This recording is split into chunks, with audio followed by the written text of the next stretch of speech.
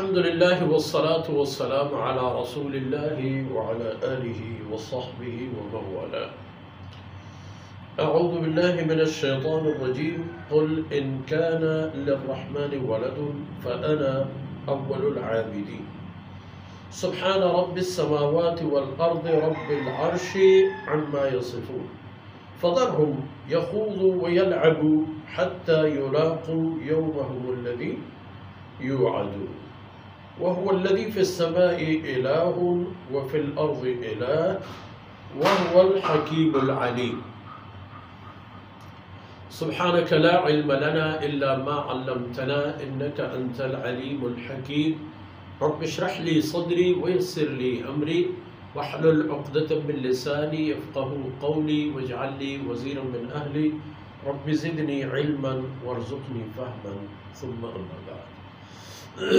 گرامی قدر بھائیوں بہنوں اور پیارے بچوں،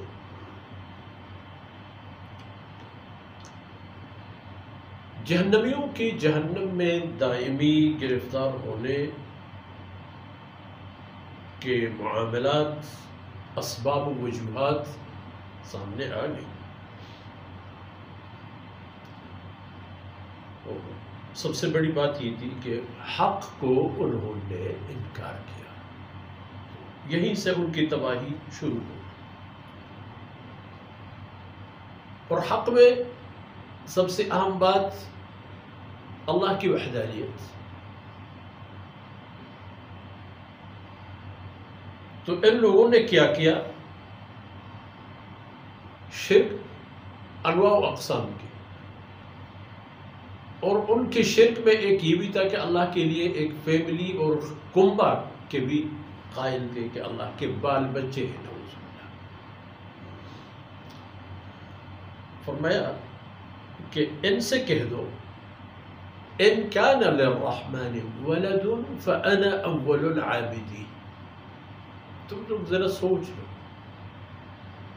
اگر بات ایسی ہوتی جو تم لوگ کہتے ہو اور اللہ رب العزت کی کوئی فیملی ہوتی، کنبہ اور خاندان ہوتا، کوئی بچہ ہوتا، تو اس کا سب سے پہلے ماننے والا میں ہی ہوتا، جو اللہ کا رسول و قاصد ہوں. اور مجھے اللہ رب العزت نے اپنے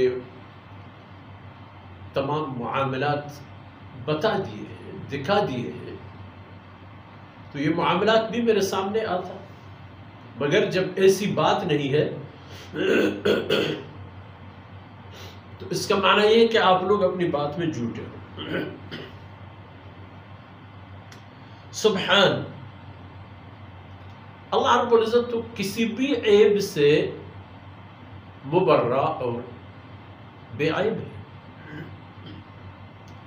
ان میں سے ایک یہی ہے کہ اس کے نسبت کوئی فیملی اور خاندان منسوب کی جائے. اس سے بھی اللہ رب العزت کی ذات بے عیب ہے. اور رب السماوات والارض رب العرش،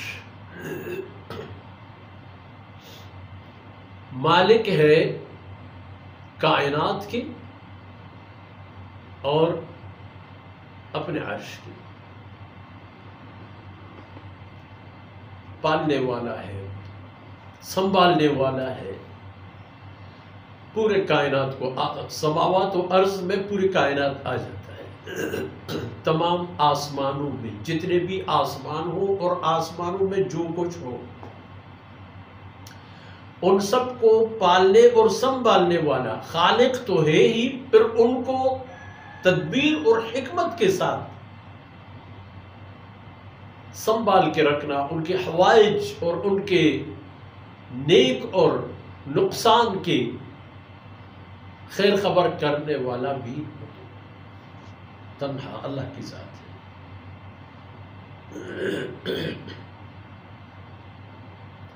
تو سبحان رب السماوات والارض رب العرش عما یصفون. جن چیزوں سے تم لوگ اللہ کی توصیف کرتے ہو کہ اس کی تو نعوذ باللہ گھر والی بھی ہے، اس کے بال بچے بھی ہیں، ان کی صاحبزادیاں بھی ہیں، کسی نے کچھ کہا.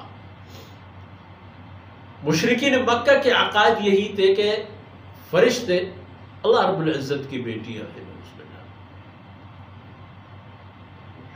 یہودیوں نے کہا عزیر اللہ کا بیٹا ہے،